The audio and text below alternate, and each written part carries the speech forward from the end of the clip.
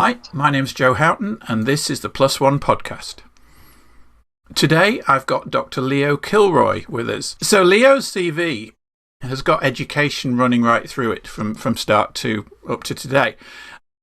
He started with a bachelor's in education with music and Irish. He picked up a doctorate in education.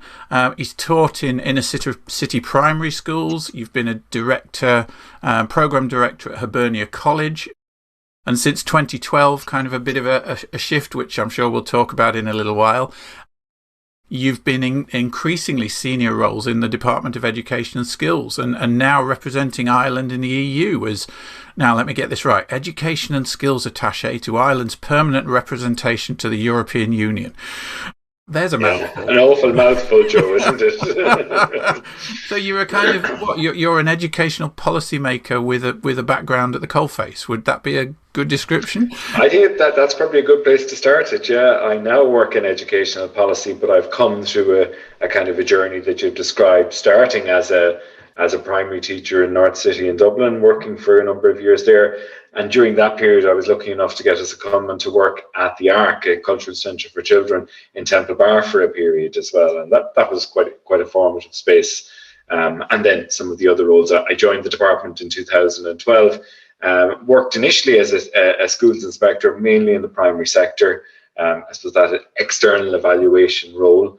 And then worked within the inspectorate as well in the evaluation support and research unit before I moved to my current role in Brussels, which, as you've described, is representing Ireland really in the European Council negotiations and some of the educational policies, education training policy space in the EU. And I also do some work with representing Ireland in the Education Policy Committee at the OECD in Paris. Okay. But that's kind of an occasional piece of my job. My main role is in the EU space and looking at, I suppose, Ireland's space in the EU with regard to education and training, and I suppose the supports that the EU can provide us as a country to look at our own education system, our own training system, our further education system. Some of that is in a financial way, some of it is in a quality questioning way, and some of it is the role that Ireland can play and that our system can play in encouraging other systems to, problem solve some of the things that we've already problem solved. But it's I suppose it's an interesting space that I'm in at the moment, and it's very much in that kind of very much cross-policy space. So I'm looking at kind of lots of things from early childhood education right up to adult continuing and lifelong learning. Wow. So, I mean, I suppose for if I kind of wear my educator hat as an assistant professor at Smurfit, my week kind of looks like a few sessions with students several times a week. I'm doing some grading. I'm setting up new assignments and stuff like that. What does your week look like? Because presumably you're not in the classroom anymore. You're actually no. Well, of course, everybody's week is quite contained at the moment. So I'm working from home largely. I'm able to go into the office just once, occasionally to do some bits. But my week consists, one of my main things will be to represent Ireland at any meetings that there are for the Education Committee. So the Education Committee is a council committee that looks at education and training. It's chaired by whoever's in the European Council presidency for that particular 6 months. So at the moment, it's Portugal. And through those meetings, I suppose we progress some of the policy that's agreed at a European level for all member states to sign up to. So I'll typically have at least one of those meetings per week. In advance of that meeting, I have a lot of I get the papers from it. So I'm tic-tacking with our other policy units in Dublin to check that our line is okay in this regard, or maybe to talk it through with one of the policy experts in a particular field. and I suppose preparing to represent Ireland then at those meetings. It's also, my week also kind of revolves around maybe some bilateral meetings with somebody from the European Commission about something that's important to Ireland at a particular time. Other education and skills attaches from other countries, I suppose that networking with them and I suppose exchanging views with them on either the current policy area or something that's coming down the tracks. So going back to what that current policy area is in the European Union, we're looking at the moment we've concluded one set of council recommendations on the establishment of the European education area. And the European education area is I suppose it's being developed off the back of the European research area and other cooperation initiatives at an EU level. But the EEA really is around cooperation for amongst member states, amongst systems, amongst universities, schools, at an overall European level, so that every member state retains its national competence in education. It's not about replacing that national competence, but it's about finding ways for synergies to happen and for cooperation to happen. So that was one big piece of work a couple of months ago, and currently then we're working on two sets of conclusions. One is about equity of access and inclusion for all. So it's really about learning from each other. So we set a common policy frame for equity and access and inclusion. And I suppose so that equity and access lead to success for all learners at every level. And so that learners can be as successful as possible with the right policy background in place. And then the other piece of work that's ongoing at the moment is work around the European Universities Initiative, which is very much linked to the European education area work. And it's really about providing opportunities through Erasmus funding for universities to work together in partnership in an innovative way. So not just in the sending students for a visit to Germany to another member state, but for universities and departments to really work together on co-created programs on different forms of learning that really are I suppose that students can benefit from the expertise and the strengths of both or several institutions rather than just one, and maybe dip into the other. So we're going to see an exciting time, I think, in higher ed, with the European Universities Initiative over the next decade or so, because there's an increased amount of funding going to come from the Commission over that time. And I think national governments as well are going to look at how can we make this, because we're in a space where knowledge is so much easier for all of us to engage with. Knowledge is no longer cachet, because it's lots of it is readily available there. But we're in a space where co-construction of knowledge is more important than knowing about things that already exist. So my role in that really is going to those negotiations with Ireland's perspective, sometimes pushing for things a little bit more so that it will favour our own domestic space, but also with the hat on that we are all in this together as a European Union. And some of it is to reflect some of the things that we know have really worked well in Ireland in terms of our education policy, and ensure that those things are layered into to any council conclusions or council recommendations that emerge from these discussions or from this process, so that what's working well in Ireland, it starts to work well in other European countries. Yeah. And similarly, so we all co-create this process. So we are kind of learning from each other. And while we come from very different countries, and there's the stereotypes that we all place on other European countries, we have an awful lot of commonality, particularly in educational policy and in what countries want for their education systems, what they want for their learners, the types of learners they want, the types of skills they want learners to have, the types of experiences that we want our learners to have. So there's there's a two-way process, if you like, that's happening there all of the time. Wow. Well, from that, two questions kind of jumped out at me. One would be, well, so what does Ireland do well?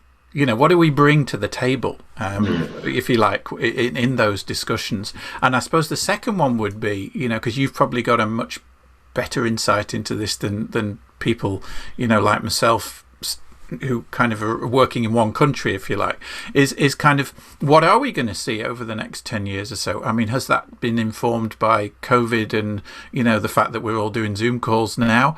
So is the partnership all going to be remote, or are we still going to be travelling to institutions and experiencing stuff for real? But start with Ireland. So what do we bring to the table? What do we do well? Yeah, I think we bring lots to the table. I think first of all we've worked hard as a system to ensure that we have learners with good basic skills, or lots of our learners have good basic skills. Now, that doesn't mean that all of our learners do. We still have some improvement to go there, but that kind of basic literacy, numeracy, we're doing quite well, and we've worked hard. And I think we've shown, I suppose, and one of the things that we sometimes show other member states is the journey we've come on, to actually get there. So I think that's one of the things that we bring. We've a good sense of equity and inclusion in our system. We still have more to do, but we have had a lot of initiatives. We have a long-standing social initiative in schools, the DESH initiative, which is a really strong initiative that other member states are always really anxious to hear about, and they're interested to see how we've made the interventions we've had. Now, we recognise we still have work to do, but again, it's something to celebrate, and that we do celebrate. I think we've lots of other, at a further and higher education level, we have a very flexible qualification system that other member states really are. I won't say envious of. Yes, they are envious of, but they always want to hear about it. And I think we're really well prepared in terms of our qualifications framework for the type of learning that I think that learners are going to need from now on, which is nuggets of lifelong learning regularly. Yes. And our our framework is really malleable in that regard, so that we can do a micro-credential at level 7, really just to help, from our own learning perspective. And so that's something that's a real strength in our system. I think we also have good autonomy in terms of our institutions. Our legislative framework for higher education allows for a lot of autonomy for institutions, certainly in the academic freedom space, and that's something that's really well enshrined in lots of European countries, but particularly in Ireland. And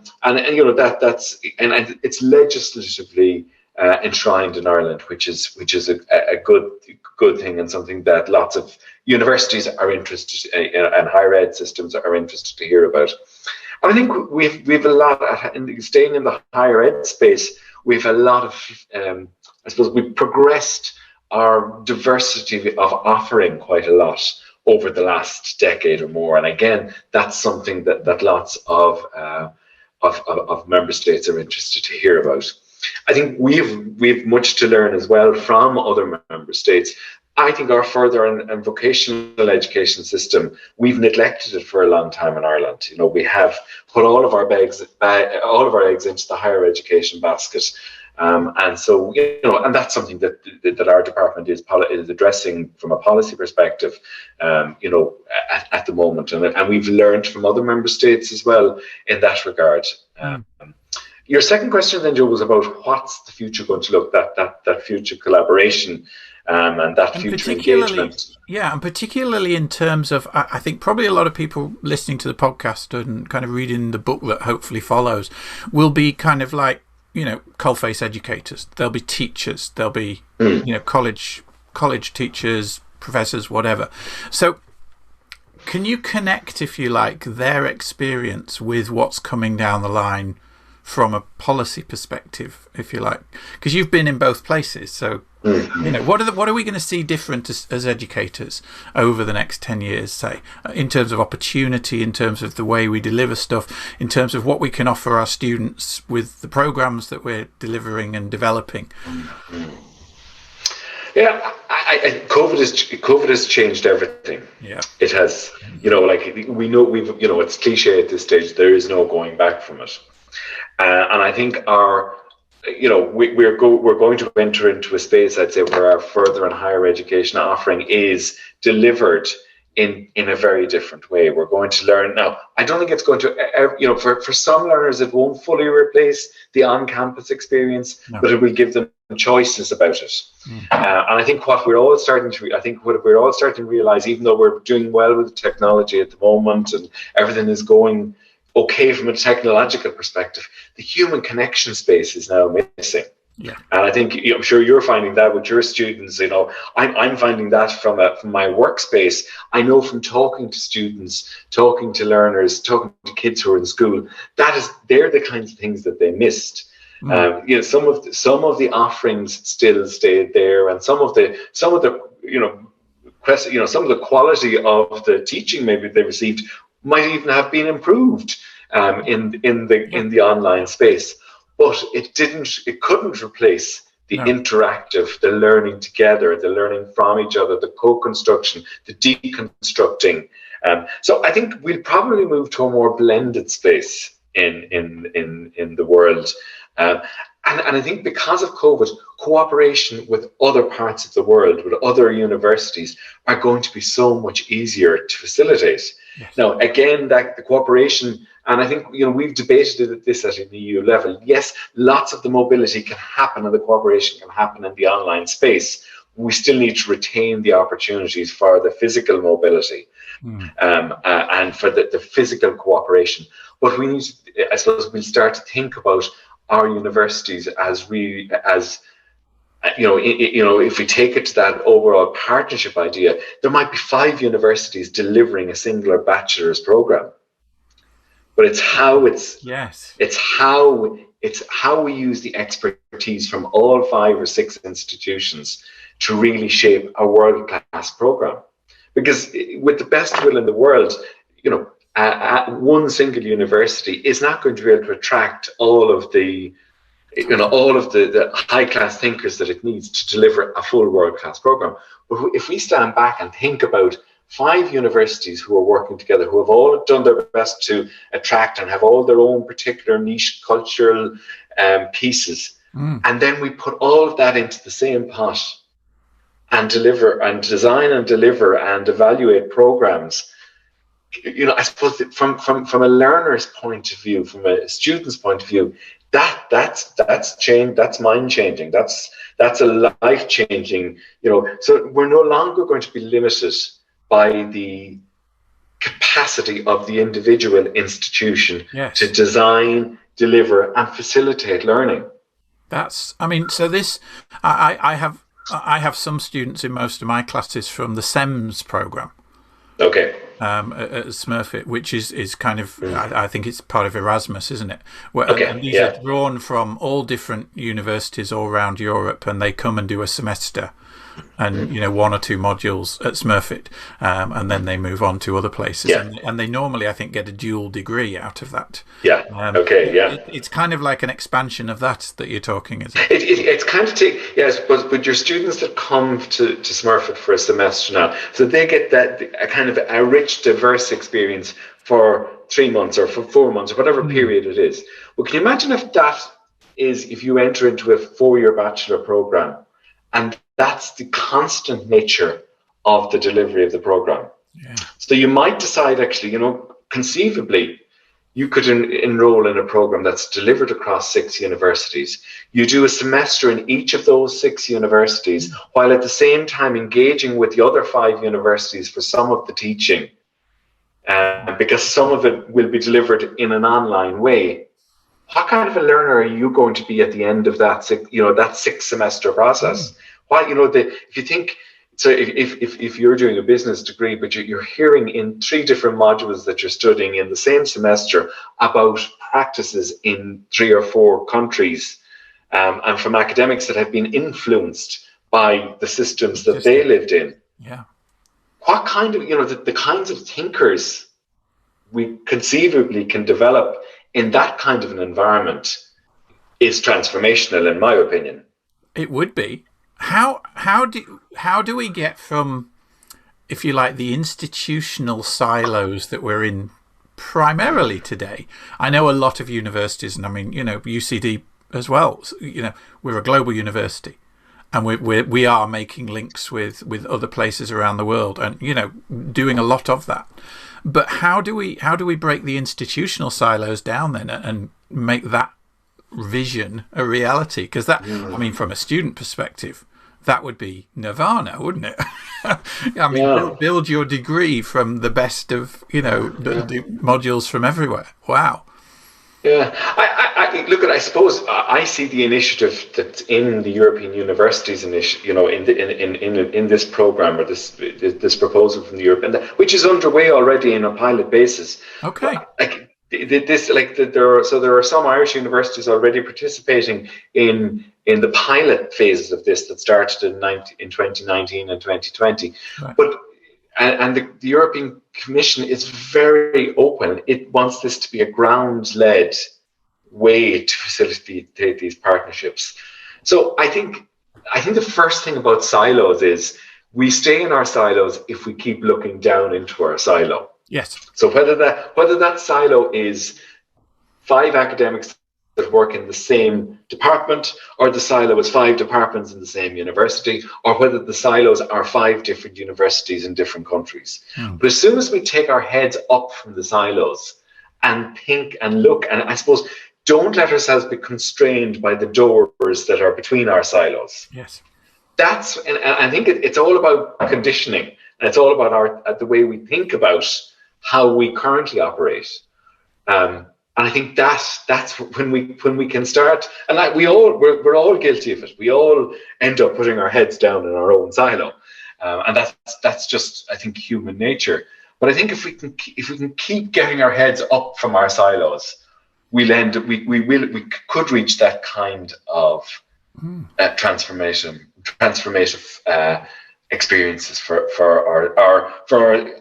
I suppose we're talking about in the higher ed space here at the moment, but conceivably these kinds of partnerships could and should be influencing all our systems at other level, at lifelong level, at post-primary level, at our further in vocational education systems. So I think how do we get beyond our silos? I think we have to first of all have to have a willingness, and then we have to look up.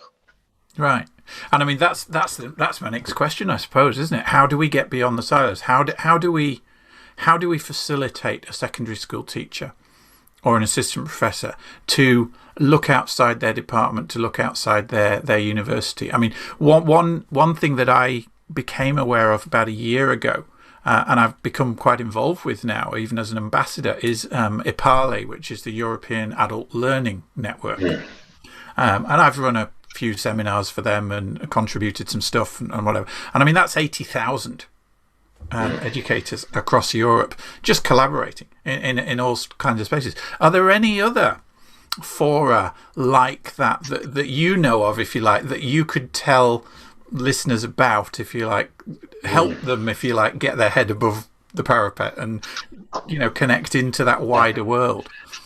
Well, the Erasmus program is a great umbrella for all of this. Right. And there are some existing exchange programs for secondary teachers and for third level staff. But one of the things that's agreed in the next phase of Erasmus, which I suppose the European universities is one pillar of that, but there are also what the Commission are calling Teacher Academies, and they're going to be launched in 2022. Okay. And they're academies not in the physical academic sense. Yes, they'll have a physical presence, but they are going to be they're going to be teacher academies at post-primary level, at primary level, at higher education level, to facilitate that networking and that looking across 27 member states. Wow. And so there's a significant amount of Commission funding coming for that. And they are going to facilitate learning together. They're going to facilitate exchanges. They're going to facilitate, staff coming together for summer programs and with a hefty budget behind it. So I think that's something that's really on its way, that'll build on the current exchanges that lots of people have already engaged in through Comenius at post-primary level and through other Erasmus programs at university level. But there is space to watch, and I think there's going to be a lot of first of all, I suppose there'll be a lot of discussion about them late this year and early next year. But there's going to be a lot of communication around them as well from the Commission over the next 2 years. So I think they're going to be a very exciting space. And I think the Commission's idea is that there are lots of programs, lots of bonfires, if you like, that are going to come together to help transform the things that need to transform. And if somebody was kind of, if somebody heard that and said, wow, yeah, that sounds amazing. How do I get involved? How do I become part of that conversation? How do I contribute to that? Rather than just being a recipient of it. Because, I mean, you made a jump, didn't you? You went from teaching into this space, if you like. And it's a rarefied space that I think most educators think kind of like, that's so far away from my daily teaching experience. It might as well not exist, if you like. But it will exist with that coming through. So how do we make the jump and how do we connect? I think some of it is seizing opportunities when they come along.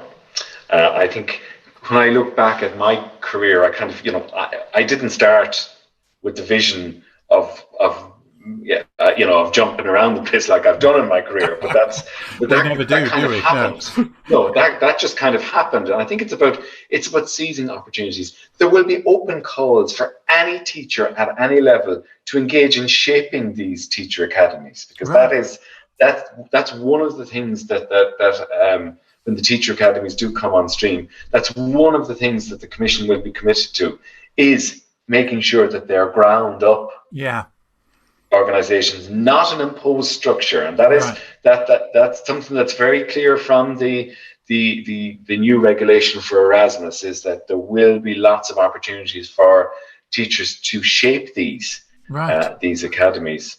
I guess that was one of my key questions. Is it ground up, or is it just going to be, the people at the top saying this is what should happen kind of thing? Yeah, and I think certainly that's the intention. And I think sometimes when we're not part of policy formation, if we don't get involved in the ground up, consultation and in the discussions, or when we see something and seize the opportunity to be part of it at that earlier phase, it can appear then that it's top down.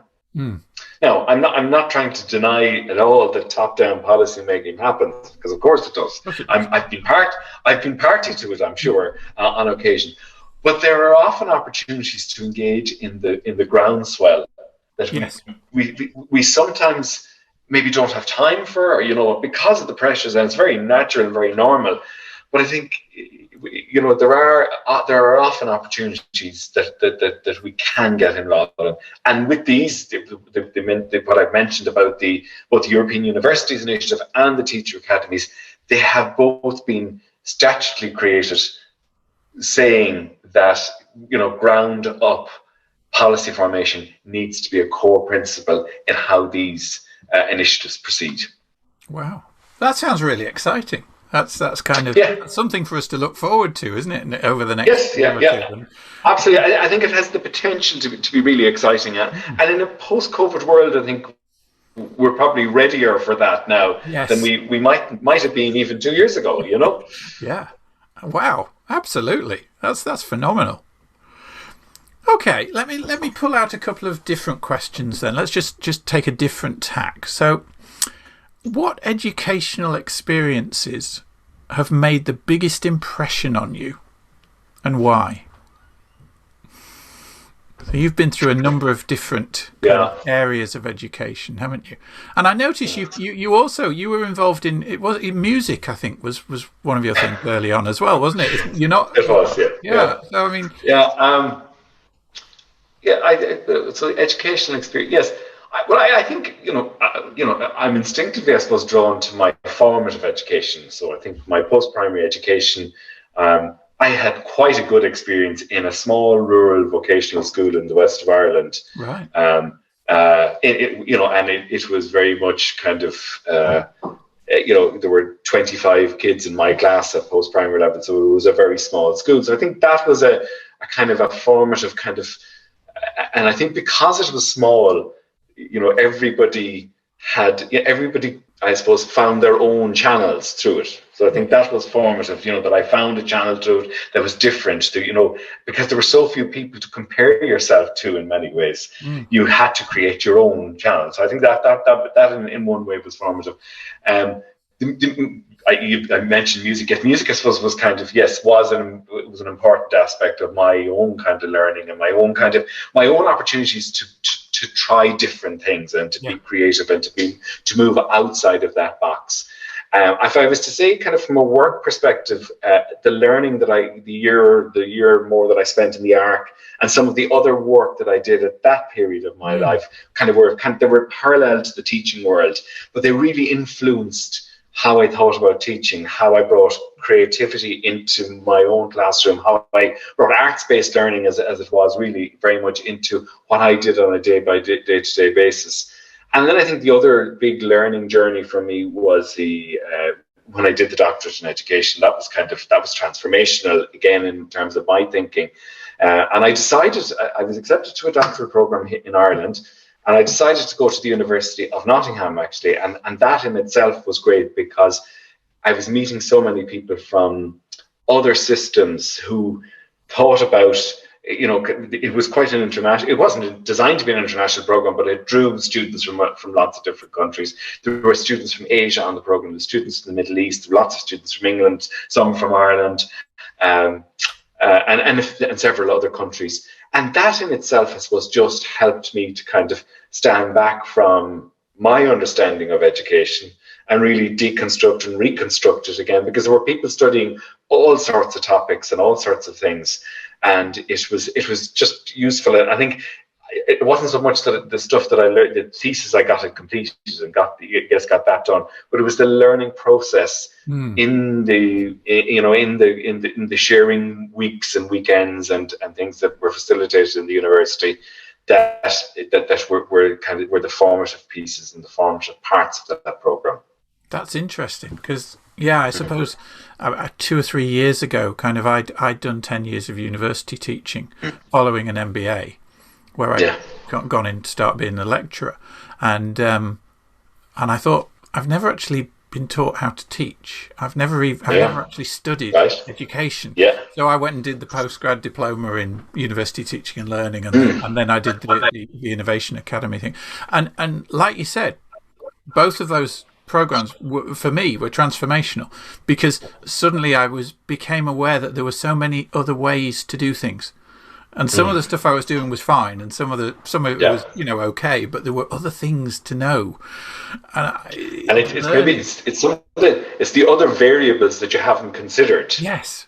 That was I found. I think that's how I reflect on the doctoral program. Is there are variables in the world that I had dismissed.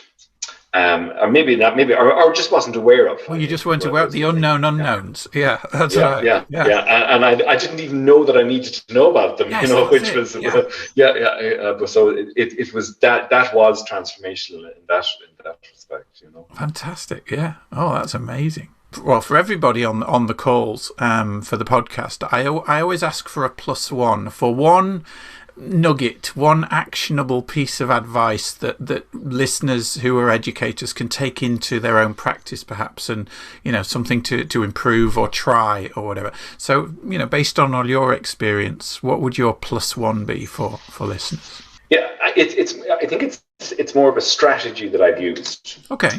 And I suppose for the last decade or more, I have one or two people that I talk to regularly in a kind of, we've agreed to do these kind of problem solving calls, or I've done some of the coaching stuff and I found that very useful. But I think what I typically have is one or two people in my life, and they're more or less friends or people that I know well, and that I have an open, honest relationship with, and that they don't work in the same sector as me. Right. So they don't work in education. Okay. And I'm lucky I've had at least one of those people just consistently. And we don't make it a formal kind of, meeting, but it's just that we have maybe an engagement once a month or so. And it's a very useful way just to stand back from yourself.